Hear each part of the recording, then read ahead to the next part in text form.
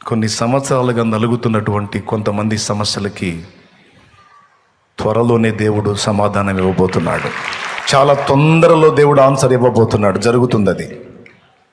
నీ కన్నులారా నువ్వు చూస్తావు, నువ్వు కన్నులారా చూస్తావు. జరిగిద్ది.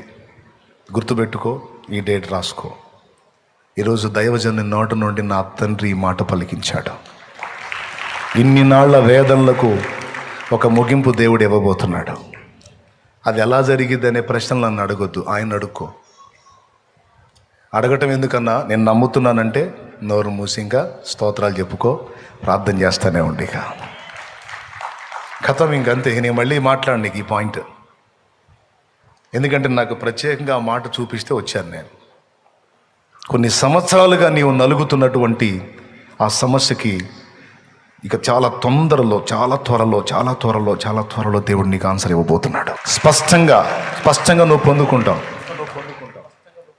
చావు బతుకులు అనొద్దు, నా పని అయిపోయింది అనొద్దు, ఇంతే నా జీవితం అనొద్దు, ఇంకంతేలే ఇట్టనే నా దుఃఖంతోనే నా బతుకంతా నడిచింది, ఇక నేను ఆ దుఃఖంతోనే కన్ను మూస్తాను అనొద్దు, నా జీవితం అంతా ఓటమే అనొద్దు. దేవుడు మలుపు తిప్పబోతున్న టైంలో యాకోబు ఉన్నాడు. యాకోబు ఏమన్నాడు? నెరసన వెంట్రుకలతో దుఃఖంతో దిగిపోతానన్నాడు, పుత్రహీనుడిని అవుతానన్నాడు. మీరు చెప్పండి, పుత్రహీనుడు అయ్యాడా?